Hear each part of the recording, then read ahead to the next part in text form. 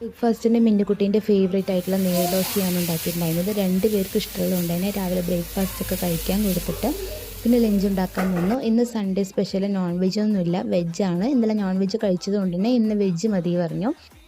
കുറച്ച് മത്തൻ ഉണ്ടായിരുന്നു, അതൊന്ന് കട്ട് ചെയ്തിട്ട് വൻപയറിൻ്റെ കൂടെ വേവാനായിട്ട് വെച്ചിട്ടുണ്ട്. ഒരു മിക്സി ജാറിലേക്ക് തേങ്ങയും ചെറിയുള്ളിയും വെളുത്തുള്ളിയും പച്ചമുളകും ചെറിയ ജീരകവും മഞ്ഞൾപ്പൊടിയൊക്കെ ചേർത്ത് അരച്ചെടുത്തതിന് ശേഷം വേവിച്ച് വെച്ചിരിക്കുന്ന വൻപയറിലേക്ക് ഇത് ചേർത്ത് കൊടുത്തിട്ട് ഒന്ന് തിളപ്പിക്കാനായിട്ട് വെച്ചിട്ടുണ്ട്. ആ ഗ്യാപ്പിൽ കുറച്ച് കയ്പ്പയ്ക്ക ഉണ്ടായിരുന്നു, അതൊന്ന് റൗണ്ടിൽ കട്ട് ചെയ്ത് മുളക് പൊടിയും മഞ്ഞൾപ്പൊടിയും ഉപ്പും ചേർത്ത് മാരിനേറ്റ് ചെയ്ത് സൈഡിലേക്ക് മാറ്റി വെച്ചു. കുറച്ച് പപ്പടവും കാച്ചി എടുത്തിട്ടുണ്ട്. പിന്നെ കറി റെഡിയായി വന്നപ്പോൾ താളിച്ച് കൊട്ടിയതിന് ശേഷം എയർ ഫ്രൈ ബാസ്ക്കറ്റിൽ ഓരോന്ന് കയ്പ്പയ്ക്കായിട്ട് വെച്ച് കൊടുത്തിട്ട് എയർ ഫ്രൈ ചെയ്തെടുത്തിട്ടുണ്ട്.